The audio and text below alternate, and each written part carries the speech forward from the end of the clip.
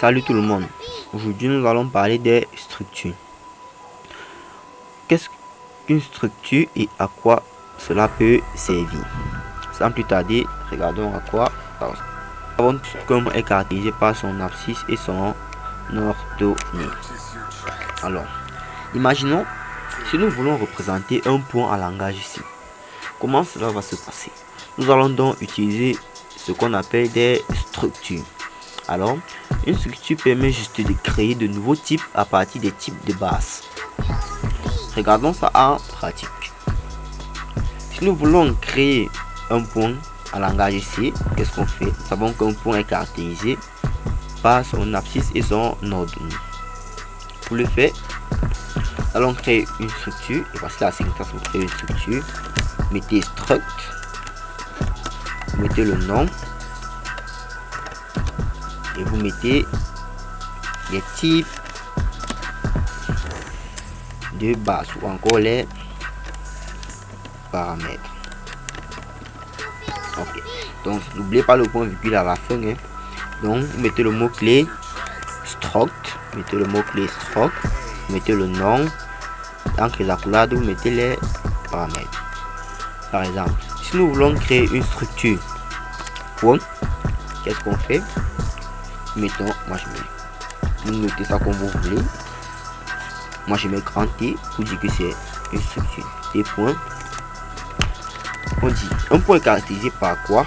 Son abscisse qui peut être un réel, vous mettez float x. Un point aussi caractérisé par quoi? Par son ordonnée qui peut être un réel, float y. Donc à ce point, notre structure T point a été créée.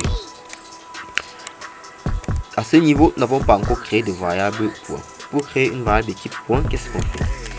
Vous mettez struct, mettez T point et vous mettez le nom de la variable, vous mettez point 1. Donc à ce niveau, nous avons créé une variable point 1 qui est de type point, donc caractérisée par son abscisse et son ordonnée.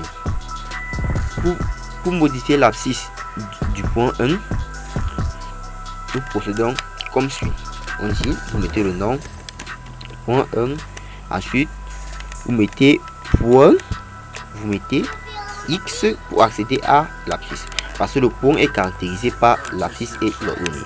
Lorsque vous mettez le nom de la variable, vous mettez point, c'est pour accéder à un type, à un paramètre particulier de la structure. Donc quand je mets point x, c'est pour dire que je veux accéder à l'abscisse de cette variable. Je dis que son abscisse prend peut-être 12. Ensuite, je dis que point un point y soit peut-être c. Donc c'est pas compliqué, vous mettez le nom de la variable suivi d'un point et du paramètre que vous voulez accéder. Parce que lorsque vous mettez point 1, ensuite vous mettez un point x, c'est pour dire que vous voulez accéder à l'abscisse. Et lorsque vous mettez point y, c'est pour dire que vous voulez accéder à l'ordonnée. De même, vous pouvez créer deux points. Disons un autre point 2. Et ici, vous dites que point 2 point x reçoit c. Donc, vous dites l'abscisse du deuxième point. Et ici, point 2 point y reçoit 7 par exemple.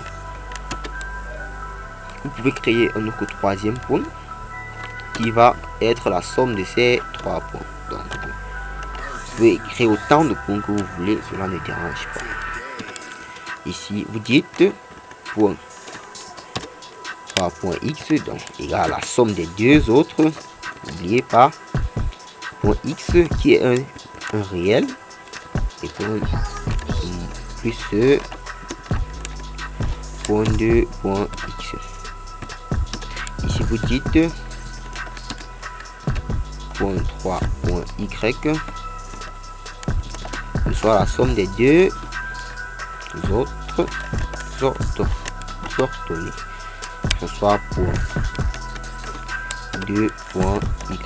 Alors essayons d'afficher tout cela à l'écran. Si on va afficher le résultat des paramètres, l'abscisse est l'ordonnée du point 3, on utilise comme d'habitude print. On dit l'abscisse est modulo f. N'oubliez pas, quand on dit point 3.x, c'est pour dire qu'on va accéder à x, donc la variable x ici, qui est de type float. Donc on met modulo f. Et aussi, on dit votre l'abscisse est et l'ordonnée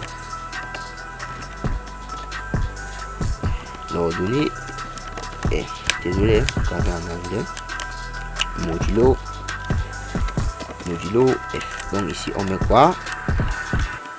Comme vous le savez, point 1, point x, pour dire que le premier modulo f va être remplacé par le contenu de point 1, point x, et le deuxième par le contenu de point 1, point y. Ok, exécutons cela. Ok, on nous affiche l'abscisse est 12 et l'ordonnée est 5. Voici le message. L'abscisse est 12 et l'ordonnée est 5. Voyons ça de plus près. Ici, on dit point l'abscisse du troisième point reçoit la somme des deux autres abscisses. Donc on aura 12 plus 5. Désolé. Ici, non, ici c'est point 3. Désolé. Point 3. Donc ici, si on exécute ce programme, on a l'abscisse est 17 et l'ordonnée est 12. Ok, on ça de plus près. Ici, on dit que l'abscisse du troisième point, c'est la somme des abscisses des deux premiers points. Donc, donc pour dire que l'abscisse du troisième point sera égale donc à 12 plus 5 qui est égal à 17. Et l'ordonnée sera donc égale à 5 plus 7 qui est égal à 12. C'est pour ça qu'on a eu à l'écran l'abscisse égale à 17 et l'ordonnée égale 12. C'est tout pour les structures. N'oubliez surtout pas de vous abonner à la chaîne si vous voulez plus de vidéos. Et surtout, n'oubliez pas de partager au maximum. Surtout vos questions en commentaire.